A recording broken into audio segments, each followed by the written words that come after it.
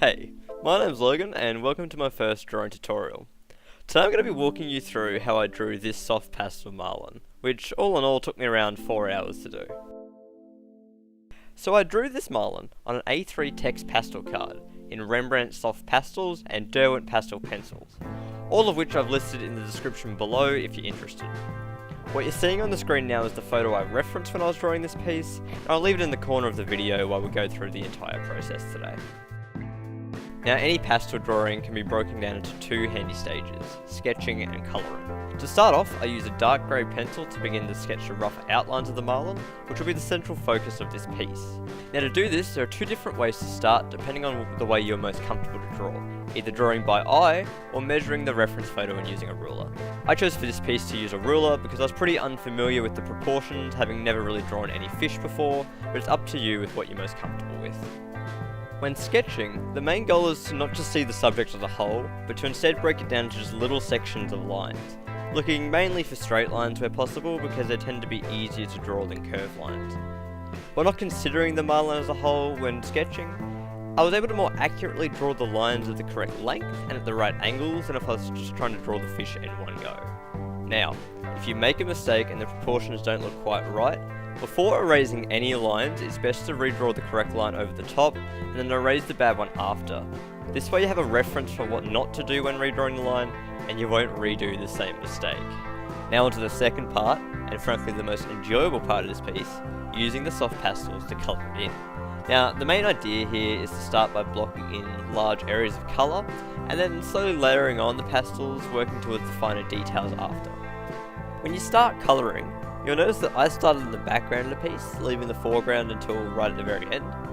By colouring in the foreground first, you can end up with very slightly dodgy edges around your subject when you go to colour in the background.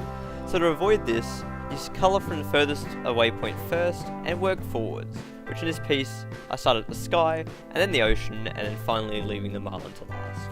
Now while talking about the background, it's important to point out that the background and midground need significantly less detail than the foreground, because when looking at the artwork as a whole, your eye is drawn to the Marlin, as it's the focus of the piece, with the rest of the drawing just complementing it, so it needs far less detail and less time. Another key tip to keep in mind while colouring is to, in general, lay down your darker tones first and then lighten areas later on.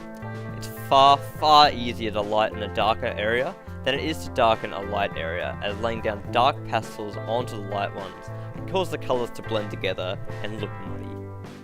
Now you'll notice before I mentioned working in layers.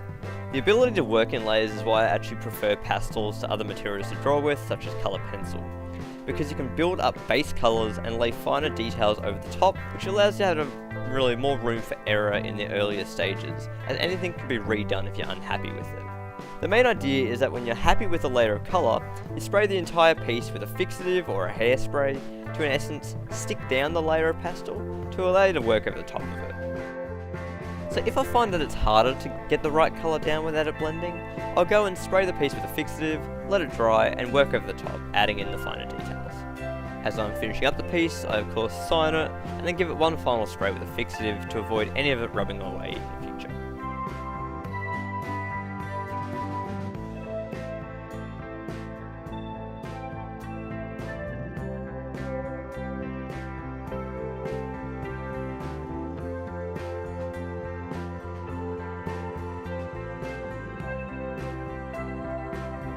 So here's my final piece.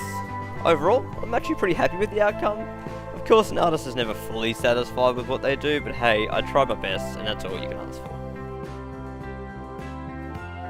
If you have any suggestions for different things you want me to draw or any lessons you want me to make, please leave a comment below. I try to upload weekly, so if you enjoyed what you watched and want to see more of it, it'd be very much appreciated if you subscribed and maybe shared this video with anyone you know that might be interested in learning some pastel techniques. Other than that, thanks for watching and I'll catch you later.